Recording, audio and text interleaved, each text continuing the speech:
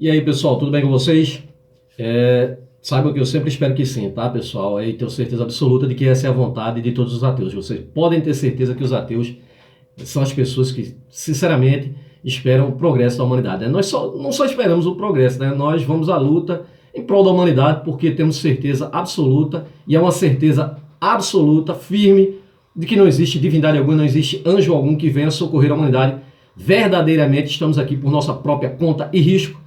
E homens ajudam homens, é por isso que nós buscamos sempre por um mundo melhor e uma humanidade mais justa, livre dos grilhões do sistema religioso, livre de todo tipo de crença, todo tipo de doutrinações religiosas. Só tem levado a humanidade à dissensão dos seres humanos contra seres humanos. É só para isso que a religião serve. A religião sempre é o pomo da discórdia, a volta à primitividade.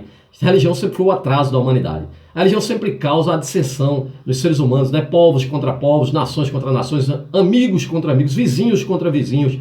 É a destruição da própria família, que é isso que o Jesus Cristo veio pregar, né? Aquele que não negar seu pai, sua mãe, né, por ele, não é digno dele. Eu quero mais é que ele se foda, eu quero mais é que ele vá se lascar.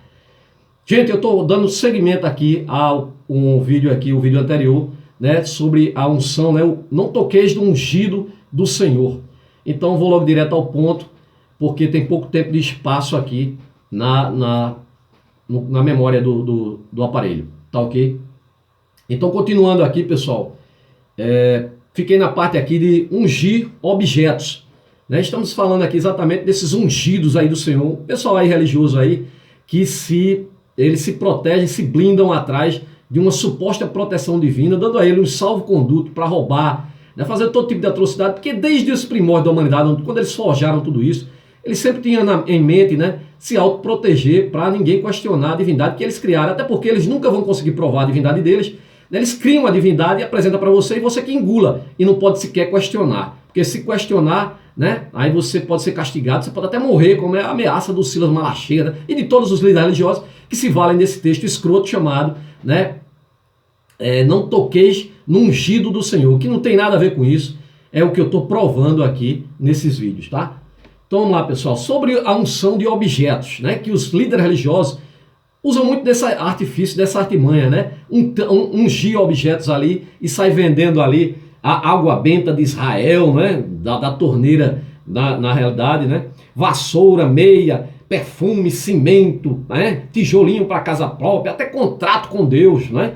Suco de uva de R$1.000, caneta, sabão em pó, feijão, né? O chapeleiro maluco aí vendendo feijão por R$1.000, dizendo que cura a Covid, depois ele nega, mas continua a mesma safadeza, né? Colher de pedreiro e todo tipo de objeto eles untam ali e sai vendendo, dizendo que está ungido por Deus, porque eles são autoridades dessa divindade imaginária criada por homens espertos, né? Divindade alguma jamais se apresentou para toda a humanidade, a razão é tão simples, né? Homens criam deuses, não deuses criam homens, tão fácil, né? Então, pessoal, vamos falar sobre os objetos aqui. Sobre os utensílios serem ungidos, né? Vemos também aqui no Velho Testamento que Deus ordenou Moisés que ungisse os utensílios do templo para separá-los e consagrá-los, né? Unja, diz Deus, né? Em Êxodo 49, unja com óleo da unção o tabernáculo e tudo o que nele há, consagre-o, e com ele tudo o que lhe pertence, e ele será sagrado. Ou seja, a divindade imaginária criada por homens espertos está dizendo que é para o Moisés aqui ungir o tabernáculo, a tenda, que nem templo é, né? A tenda e os utensílios. Mas eram os utensílios de lá, daquela tenda, do tabernáculo. Não tem nada a ver com você ungir uma tesoura e sair vendendo por R$1.000 dizendo que é sagrada, né? Até porque de sagrado não tem porcaria nenhuma. O ato de ungir simbolizava a consagração de objetos, mas não tornava esses objetos, utensílios, milagrosos, né? Então os caras aqui, os charlatões, né, dessa quadrilha religiosa que quer dominar o país, né? E o país aí está se tornando um país aí, uma teocracia dominada aí, vai ser dominada por miliciano, né? Evangélico, traficante e polícia, tudo num pacote só. Eles estão untando aí meia, perfume, cimento, tijolo, contrato. E interessante que a justiça não faz nada, cara. Será que a justiça está com medo, né, desse texto aqui? Hein? Não toque nenhum ungido do Senhor. Será que eles estão com medo? Ou o próprio pessoal, cara, que está lá dentro, e você está vendo aí, né, ministros altamente religiosos, né, cara querendo levar o pessoal de novo, abrir os templos, colocar gente, dizendo que é um serviço lá, onde o pessoal se sente bem dentro da igreja. Por se sentir bem, né, pode correr o risco de morrer e levar a doença para contaminar e matar outras pessoas. Se sendo assim, abra os bares, que eu me sinto bem nos bares também, eu me sinto bem no cinema também, então abra lá, porra, né, é por se sentir bem. Agora, a própria Bíblia condena, né? A própria Bíblia diz que Deus não habita em templo feito mão de homem. A própria Bíblia diz que você ore em casa, feche a porta do seu quarto e ore lá. Né? Diz que você não... o próprio Deus bíblico escroto, doido da cabeça, diz que você, né, não, antes de orar, Deus já está sabendo o que você precisa. Então, para que orar se ele já sabe? É um filho da puta mesmo, né? Se já sabe que tu precisa, porra, é só suprir tua necessidade. Aí fica esperando você pedir, né? Avisar ele. Que merda. Vamos lá. Vamos escutar mais um charlatão aqui, né?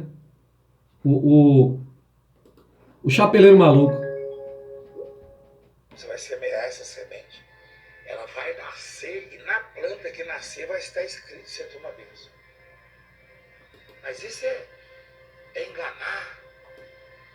Não, você que está enganado. Você viu? Na última reunião de bispos e pastores, mas isso é enganar. Você vai comprar a planta e o feijão vai nascer. E da planta vai nascer, né? Ali como é que ele diz? Mas isso é enganar. Você vai semear essa semente. Ela vai nascer e na planta que nascer vai estar escrito você toma bênção. Olha só. Você vai semear essa semente. O pé de feijão milagroso, mágico, né? E agora baixou o preço, né? Agora é R$153, né? E aí vai nascer, e na planta vai nascer ali que escrito que a pessoa doou a Deus. Que coisa, né? E sem enganar, ele próprio diz, ó. Mas isso é enganar. Se não é o quê, meu amigo? Chapeleiro maluco. É enganado. Você viu? Na última reunião de bispos e pastores, Cambada escura. no laudo médico, gente curada de coronavírus, ele está terminal, né? Podemos dizer assim, gravíssimo. E Deus operou e fez maravilha. Gente curada do coronavírus porque o cara vendeu um feijão mágico.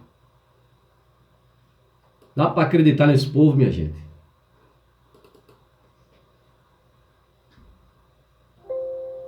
Charlatanismo puro. E interessante que a justiça não faz nada.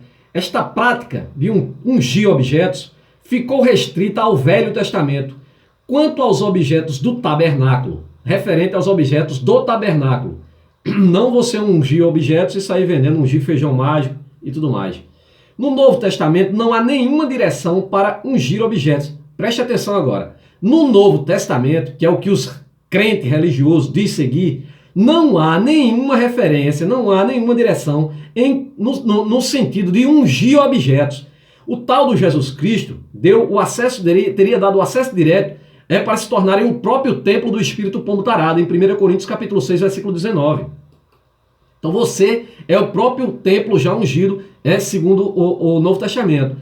Nos evangelhos do Novo Testamento, temos a chegada do mijado de Deus, o tal do Jesus bicho, do Jesus Chico. Lucas capítulo 4, versículo 18 ao 19.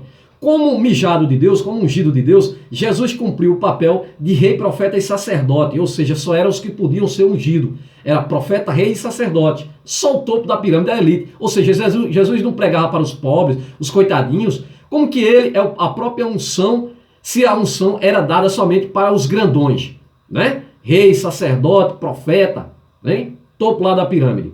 Após a cruz, né, a crucificação e a sua suposta ascensão, né, Jesus deixou o espírito pombo, João capítulo 14, versículo 16 ao 17. Ou seja, Jesus deixou o pombo tarado para tomar conta de vocês, crenteiros retardados. A partir desta unção espiritual, todo aquele que crê em Jesus, só os que creem em Jesus, né, se tornam mijados de Deus, ungidos de Deus, separados por Deus, né, e recebendo o espírito pombo tarado, 2 Coríntios capítulo 1, versículo 21 ao 22. Ou seja, que Deus, né, rapaz? Você precisa ser ungido por essa divindade para ser separado, mas todos não somos filhos da mesma divindade, criado por ela, né? Jesus se torna ungido de Deus, separado por Deus, separado, né? Através desta unção, todo aquele que aceitou a Jesus Cristo está sobre a mesma unção permanente e imutável. 1 Pedro capítulo 2, versículo 9. Né? Mas só os que forem batizados em Cristo, né? Os que tiverem ungido, mijado por esse espírito pontarado. Não há nenhuma referência bíblica para ungir carros, casas, caixa de cigarros, contrato de trabalho, entre outras coisas. Né? Contrato de trabalho para o camarada arrumar um emprego. Rapaz, bota uma coisa na tua cabeça, crente. O crente acredita que tem algo bom preparado para ele, né? Ou que tem algo ruim se ele não participar da igreja dele, se não fizer parte lá da loucura do sistema religioso. Saiba de uma coisa, crente, nós fazemos por nós mesmos. Se você não for atrás, né, do seu trabalho, do seu emprego, se você não batalhar por isso, saiba que não vai ser divindade alguma que vai te ajudar não, cara. É você que faz por você. Homens, agora você pode ter algumas pessoas que te ajudem, mas são homens que ajudam homens. A desculpa do crente, que o crente é tão escroto, ele vai dizer quando aparece alguém para ajudar outra pessoa, diz que a pessoa está sendo, né, usada por essa divindade imaginária. Como vocês podem viver num mundo de loucura somente para alimentar essa quadrilha de bandidos?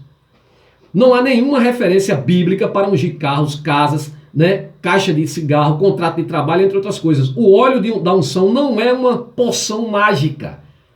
Né? Isso é a prática do paganismo, da feitiçaria depositada, né, depositando a crença em simpatias e não no tal do Jesus. Então, crente, você próprio se contraria. Quando você vai para essas igrejas, você recebe essas unções aí, compra objetos lá ungidos, leva objeto para ungir, paga por isso. Sabe, você está contrariando a própria Bíblia, porque isso é uma prática pagã. Inclusive, essa questão de ungir vem lá do Egito, já é muito antiga, né? É plágio também, sabe? Aqui temos mais, ó, o pastor aqui vendendo a colher de pedreiro, né? O chapeleiro maluco de novo. Construtor, e do outro lado da cidade mundial. Você vai ter em casa essa colher, essa ferramenta, amém? Essa aí não é para você enfiar no cimento, não. Isso é ungido. Isso aí é para você tocar nos seus projetos, nos contratos, nos processos. Quer dizer, a colher de pedreiro, cara. Uma colher de pedreiro, o pobre pedreiro lá, o cara já ganha tão pouco, sacrificado, trabalho difícil, duro. Aí o cara vai pegar, levar o dízimo para comprar, além do dízimo, além das ofertas, ainda vai comprar essa colher de pedreiro fajuta, né? Que contraria a própria escritura deles, a própria Bíblia deles. Vai comprar isso aqui para R$153 para achar que por causa disso vai ter alguma melhora na vida dele, só para alimentar essa quadrilha de bandidos. Aonde você tocar vai ser abençoado. Eu me pergunto, se esses caras têm tanto poder, se é assim com essa divindade, tem o WhatsApp dela, poxa, se quer ajudar o povo, para que vender colher de pedreiro ungida? Basta simplesmente você, né, falar com a divindade e a divindade ir lá e ajudar a pessoa. Não precisa a pessoa comprar nada, não precisa a pessoa levar uma caneta ungida para passar no vestibular. Basta você, né, fazer a sua oração poderosa na pessoa e a pessoa vai dar inteligência ali à pessoa e a pessoa vai conseguir passar no vestibular sem precisar da sua caneta ungida, caríssima, né? E assim sucessivamente, cara. Esses caras são puta merda. Vai enfiar isso no cimento e largar, pelo amor de Deus, né? Ele até zomba do pessoal, né? Você tirando onda com a cara do povo. É isso. É porque eu não trouxe a minha. Se você visse o tamanho da minha... A minha é maior do que a que eu usava quando era pedreiro. Olha só que cabo escroto, ele dá risada. É porque eu não trouxe a minha colher de pedreiro. Quer dizer, ele tá vendendo uma por R$153 aqui. Sabe o que ele quer dizer aí nas entrelinhas? É porque eu não trouxe a minha colher de pedreiro. Ou seja, a minha colher de pedreiro me deu muito mais lucro, cara. Eu tô podre de rico, tô milionário. Com essa colherzinha de pedreiro enganando vocês, seus pobres coitados ovelhas, né? A minha colher é maior do que quando eu era pedreiro, né? Você vê, né? O cara entrou para o sistema religioso, meu amigo. É fácil demais. É desse tamanho assim, ó. Então, eu vou trazer uma daquelas pro bispo. Dá risada do povo. Eu tenho pena, cara. Eu tenho pena do pessoal que segue. Sinceramente, eu tenho pena do pessoal que segue essas porcarias, cara. Há um trecho em Tiago, capítulo 5, versículo 14 e 15, que diz: entre vocês há alguém que está doente, que ele mande chamar os presbíteros da igreja para que estes orem sobre ele e o unjam com óleo, em nome do Senhor. Em nome do Senhor. A oração feita com fé curará o doente, o Senhor o levantará, e se houver cometido pecados, ele será perdoado, né? Primeiramente que pecado não existe, existe crime, né? Pecado foi inventado para você pagar pelo perdão. O ato não ocorre na igreja. Os presbíteros vão ao encontro do doente, impossibilitado. Ou seja, veja bem, não é nem para você ir para a igreja.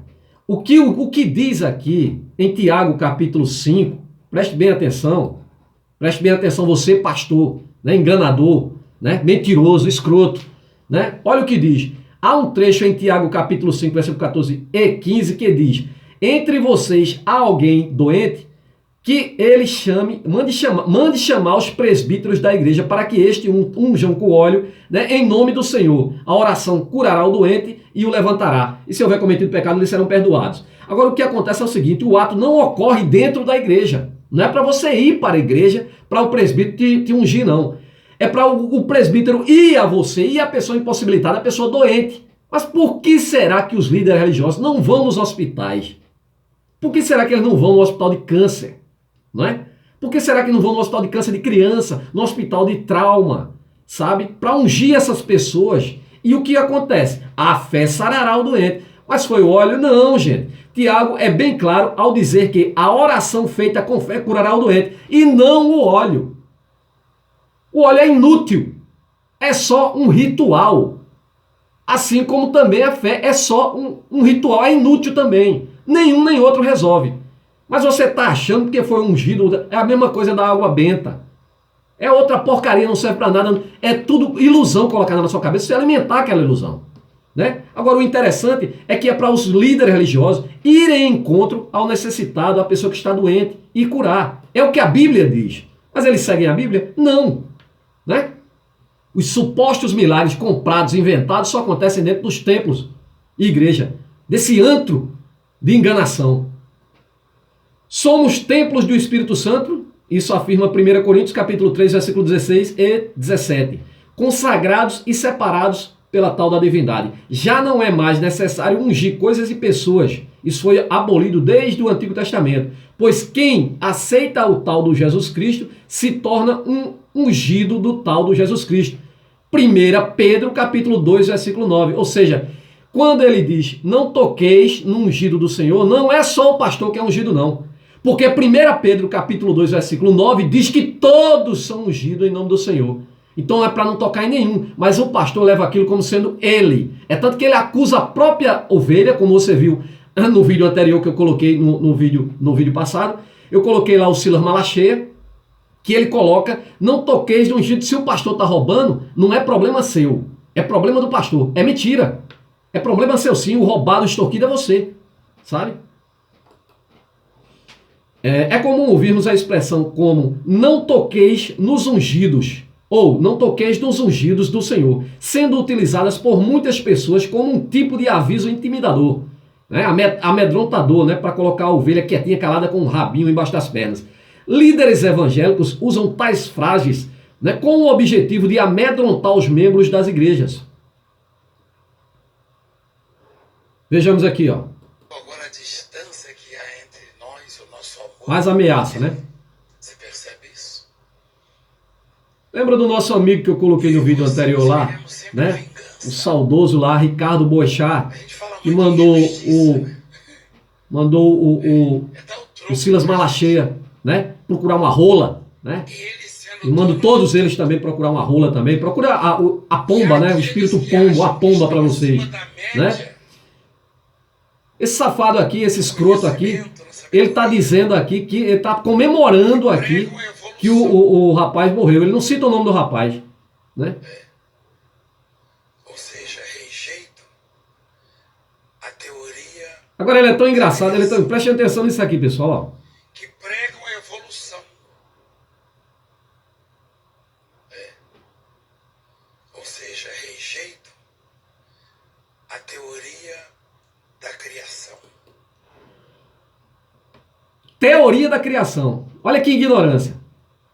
Os ateus rejeitam a criação, né? Acreditam na teoria da evolução e rejeitam, aí ele diz, rejeitam a teoria da criação. Teoria da criação, ou seja, cadê a certeza deles da criação? O cara é tão ignorante, quando o cabo vive na mentira, na ignorância, ele se caga pela própria boca. Ele próprio diz teoria, vamos acompanhar o vídeo mais uma vez.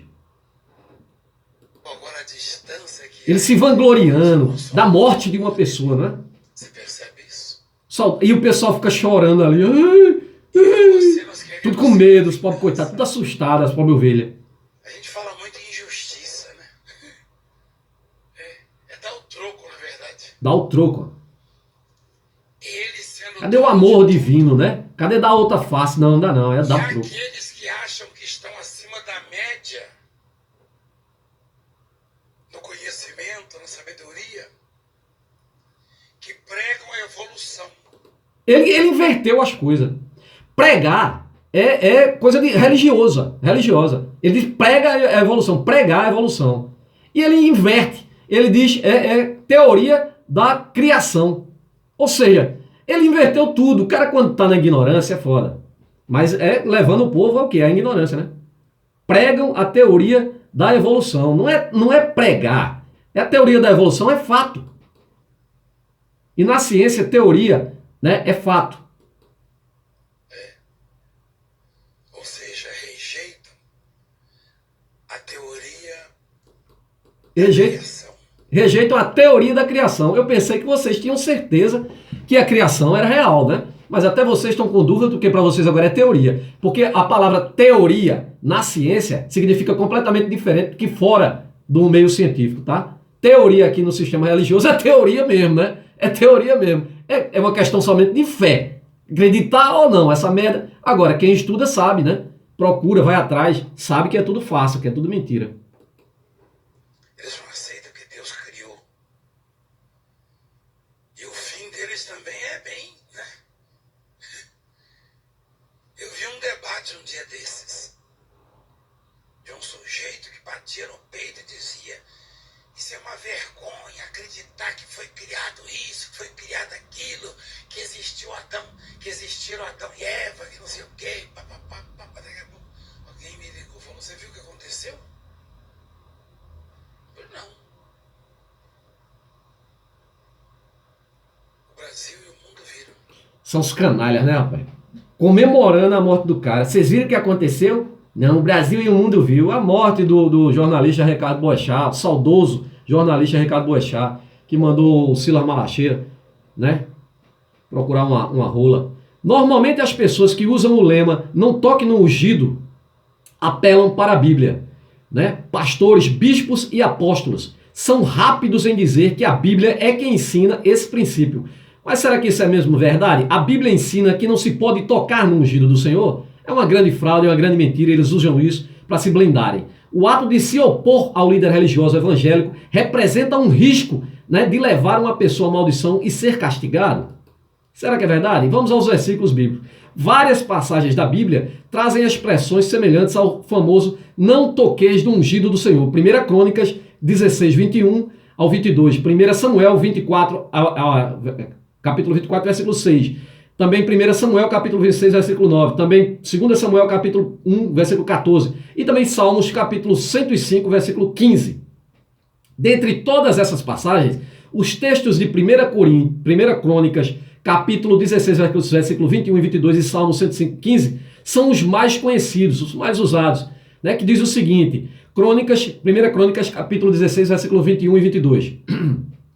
A ninguém permitiu que os oprimisse, e por amor deles repreendeu reis, dizendo: não toqueis nos meus ungidos, e aos meus profetas não façais mal. Já em Salmos capítulo 105, versículo 15, diz o seguinte: não toqueis nos meus ungidos, e não maltrateis os meus profetas. Respondeu-lhes, pois, sairei ele ao mesmo tempo, o Deus bíblico se contraria, né? Ao mesmo tempo que ele diz para não tocar no profeta dele, olha o que é que ele faz com os próprios profetas dele, né? Respondeu e ele disse: sairei e serei espírito mentiroso na boca de todos os seus profetas. E disse o Senhor: tu o enganarás e ainda prevalecerás. Sai e faze-o assim. 1 Reis, capítulo 22, versículo 22. Diante dessa apresentação desse espírito mentiroso, Deus declara: eis que o Senhor pôs o espírito mentiroso na boca de todos estes seus profetas, e o Senhor falou o mal contra ti. 1 Reis, capítulo 22, versículo 23. Ou seja, o próprio Deus que diz na Bíblia: não toqueis em meus profetas, é o mesmo que condena eles. Também Malaquias 3, 8. Eles usam muito o capítulo 10, né, para pedir dízimo.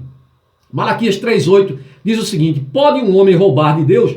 Contudo, vocês estão me roubando. Ainda perguntam: como é que te roubamos? Não, nos dízimos e oferta, responde Deus. Vocês estão debaixo de grande maldição porque estão me roubando. A nação toda está me roubando. Ou seja, o povo de Deus estava roubando ele. O povo, os sacerdotes dele estavam roubando. Mas estava roubando a Deus? Não. A igreja só condena quem roubar dela própria. A igreja nunca vai condenar que a pobre ovelha seja extorquida, roubada por esses líderes religiosos. Ela nunca vai condenar. Tenha certeza disso, né? Ela vive disso. Agora, por que a divindade aqui condenou? Porque o líder religioso que escreveu isso aqui estava sendo roubado de outro líder religioso. Por isso que a própria Bíblia condena ela mesma. Só condena quando a igreja está roubando dela mesma, né?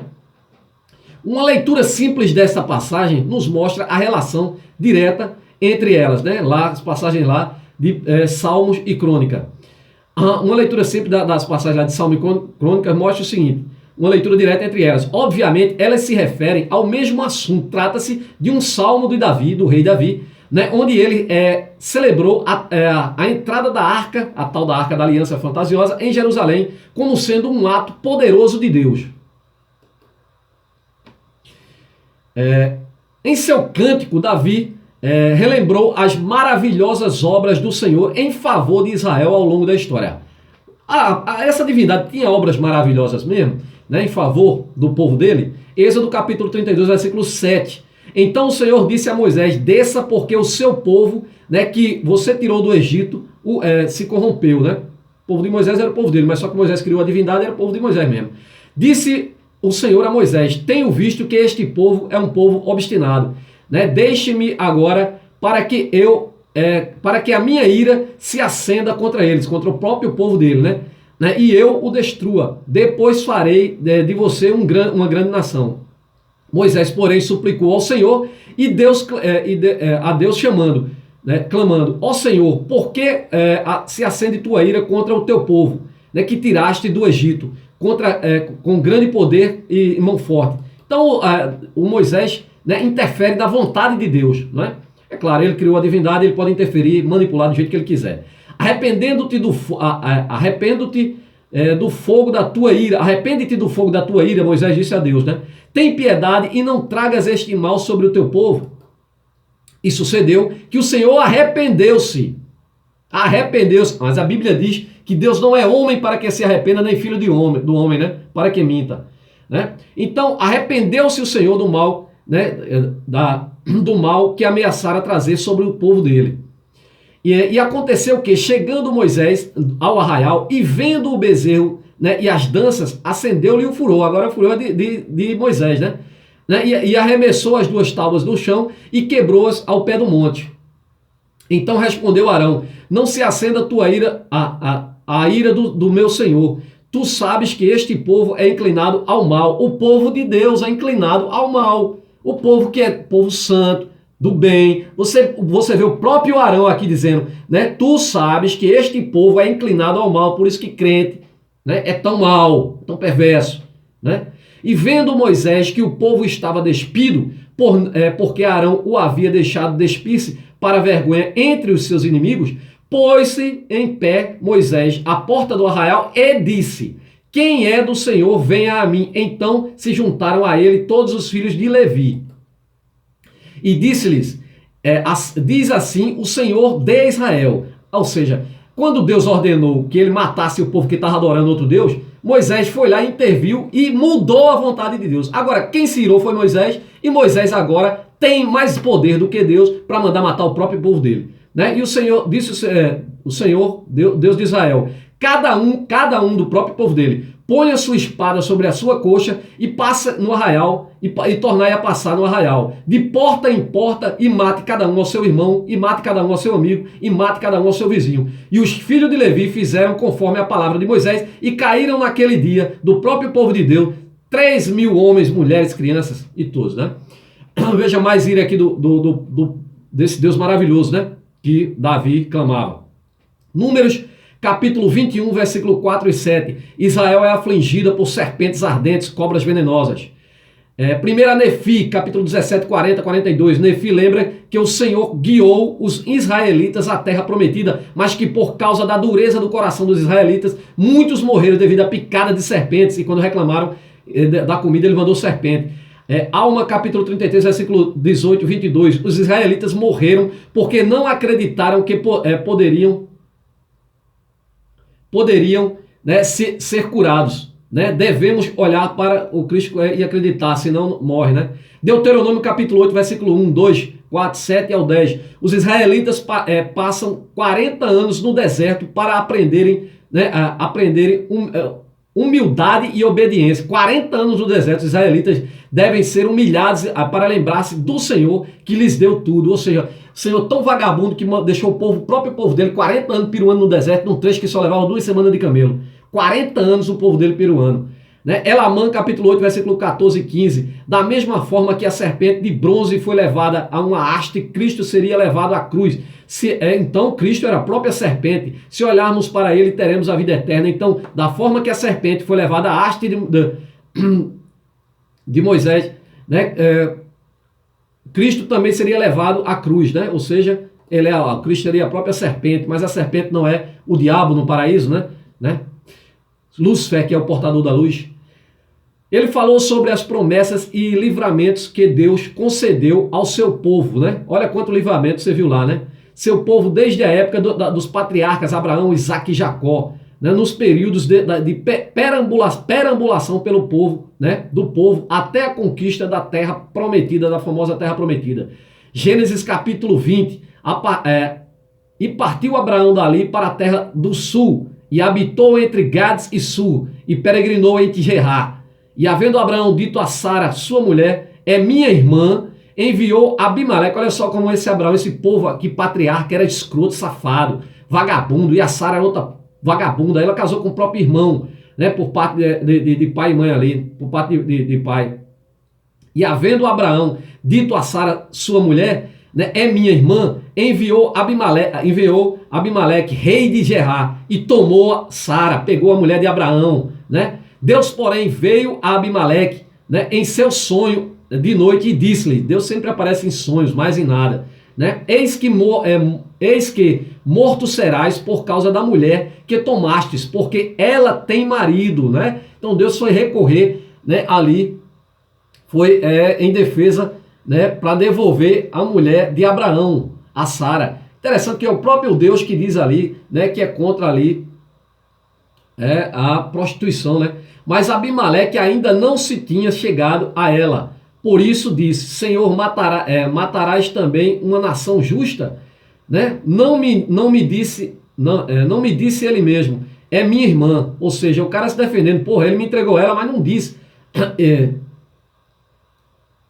É minha irmã, né? E ela também disse, é meu irmão. Então, sinceramente, em sinceridade do coração e em pureza das minhas mãos, tenho feito isso. O cara acreditou que era irmã, né? E disse-lhe Deus em sonhos, bem sei que na sinceridade do teu coração fizeste isso. E também eu te tenho impedido de pecar contra mim. Por isso não te permito tocá-la.